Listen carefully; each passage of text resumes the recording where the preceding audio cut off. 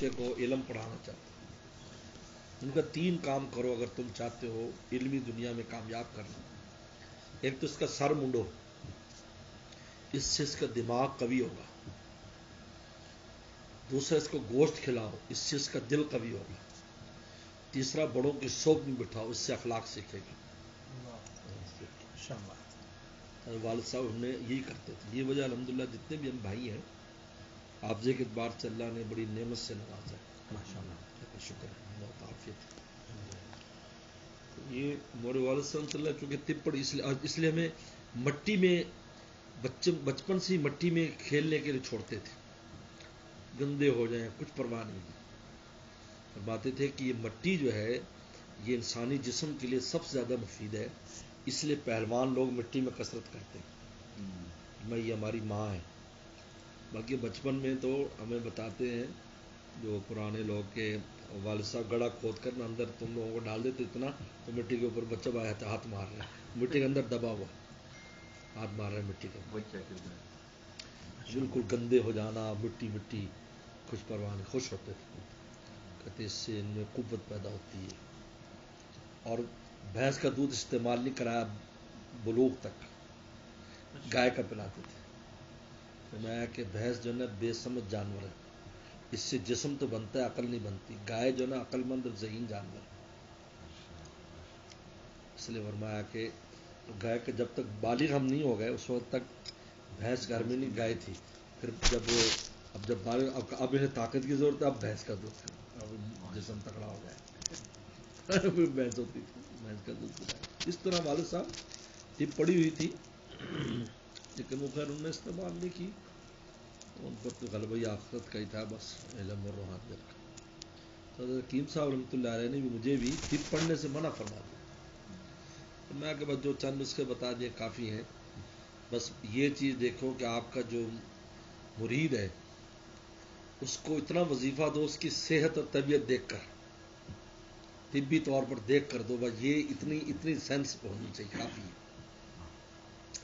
ہر ایک کو ایک جیسا لے کر نہ چلو، اس کی طبیعت بھی دیکھو۔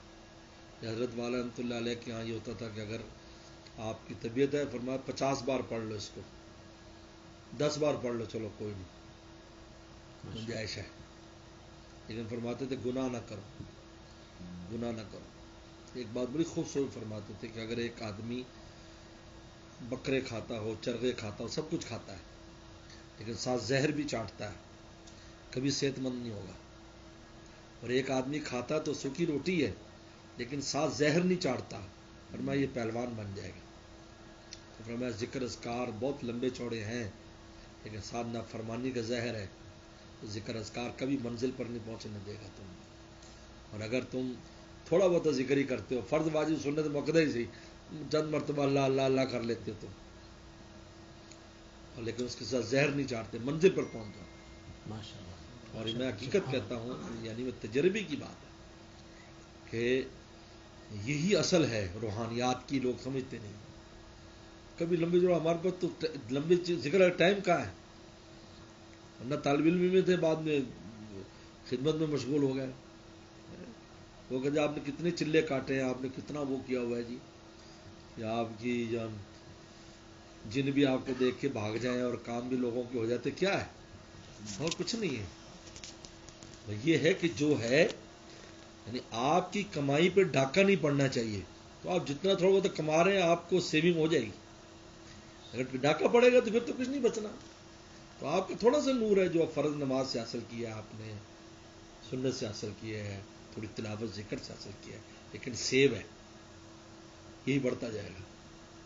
اس یہی راز ہے کہ رسول نے فرمایا کہ احب الاعمال الی اللہ ادومها وان قل، کہ محبوب ترین عمل یہ ہے کہ تھوڑا اور سفر میں لیکن دائمی ہو، کیونکہ تھوڑا تھوڑا وہ جمع ہوگا، لیکن جب گناہ کرے گا تو گناہ کا پہلا اثر یہ ہے کہ نور ختم ہوتا ہے، کیونکہ گناہ ظلمت لائے گا نا جی، نور ختم ہوتا ہے۔ پہلا اثر گناہ کا لکھا ہے کہ وہ نور کو، عمل کے نور کو ختم کرتا ہے، عمل رہ جاتا ہے اور پھر بعد میں عمل کی توفیق ختم ہو جاتی ہے۔ یہ گناہ کا اثر یہ ہے، پہلے نور جائے گا۔ حضرت شیخ نے فرمایا پانی کی کتنی بڑی ٹینکی کیوں نہ ہو لیکن ٹوٹی چھوٹی سی کھلی رہے صبح کو ٹینکی خالی ہوگی. چھوٹی ٹینکی ہے لیکن ٹوٹی مضبوط ہے, بھری ملے گی. جب آپ چاہیں گے آپ کو وضو کا پانی ملے گا, غسل کا ملے گا. تو یہ تحمل سے زیادہ ذکر نہیں کرنا چاہیے. بالکل یہ اہم بات ہے. کوئی بھی عمل نہ کرے, وہیں چھوڑ دے بس. جاؤ وسلم نے یہ ارشاد وسلم نے فرمایا. صحابی نے کہا کہ حضرت میں وہ کیا کر رہے, نماز تہجد تو نیند آتی, میں سو جاؤں, جب طبیعت اچھی ہوئی پھر شروع کر دیں.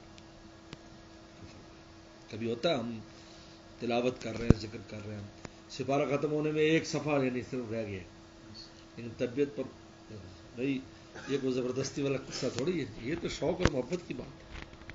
کوئی بات نہیں, پھر جب طبیعت نشیط ہو جائے گی تو دوبارہ پڑھ لیں.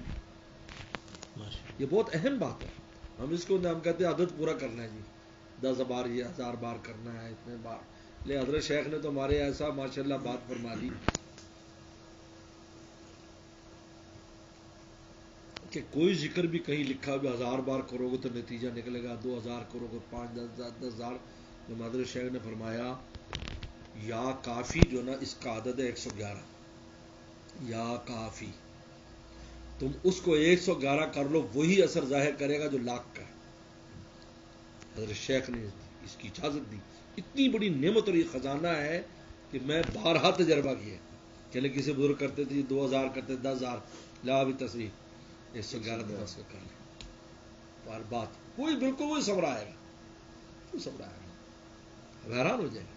حضرت شیخ نے عجیب بات کرنا ہے. اللہ والوں کا یہ تو ہے, یہ گر کی باتیں جو ان بزرگوں سے ملتی. ورنہ حرمین شریف میں کتنے لوگ آتے ہیں لیکن وہ گر کی چیزیں ہمیں پتہ نہیں کیا ہے. ہم مکہ شریف میں تو حضرت نے فرمایا دیکھو بھائی ایک دفعہ کلمہ پڑھو گے لاکھ ہو جائے گا, تو ایک تسبیح میں 100 بندے بخشوا سکتے ہو. تم یہاں بیٹھ جاؤ, ایک پڑھ گئے اللہ میں ابا کو اماں کو, اب یہی شغل ہمارا. وہاں جاتے ہیں, اب بتاؤ کتنی بھی کوشش ہو جائے, سوچ سوچ کر روانہ بتاؤ مشکل ہے, لیکن لاکھ جا رہا ہے. اور 70,000 میں بخشش ہے, 30,000 بونس. مسجد نبوی میں اگر اقل والی حدیث لیں تو 1,000, زیادہ والی تو 50,000 نہ کر لیا. مسجد نبوی گیا تو میں نے جلدی سے پھر یہ تم استاد سب کو بھیج دیا. وہ مل رہا ہے نا, زیادہ مل رہا ہے, زمین کی وجہ سے قیمت بڑھ گئی. تو یہ عجیب و غریب یہ راز کی باتیں ان اللہ والوں پر. محبت تیرا صدقہ ہے, ثمر ہے تیرے نازوں کے. جب اللہ کی عشق و محبت کے لیے انسان محنت کرتا ہے اور ناز اٹھاتا ہے, جس کے بڑوں کے مشائخ کے ناز اٹھاتا ہے تاکہ ان سے محبت سیکھ لے, تو محبت تیرا صدقہ ہے, ثمر ہے تیرے نازوں کے. یہ جو نشر کرتا ہوں خزانے تیرے رازوں کے. پھر اللہ خزانے عطا فرمائے, پھر راز کھلتے ہیں, پھر ان چیزوں کی حکمتیں اور حقیقتیں کھلتی ہیں. اس کو حقائق کی دنیا ہی کہتے ہیں, حقیقت چیزوں کے کھلتے ہیں. عجیب سبحان اللہ.